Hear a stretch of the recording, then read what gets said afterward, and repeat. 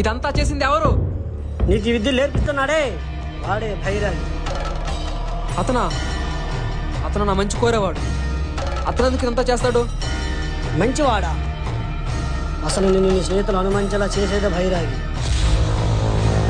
వాడు దొరను చంపేది నువ్వు చేసేలా మార్చిందే భైరాగి. నువ్వు ఇంటి దగ్గర లేని రోజు వాడు దొరం వైపు నగ్నంగా వెళ్ళాడు. అది నీ మీద అనుమానం వచ్చేలా చేశాడు. వాడి దగ్గర నేను రప్పించుకున్నారు.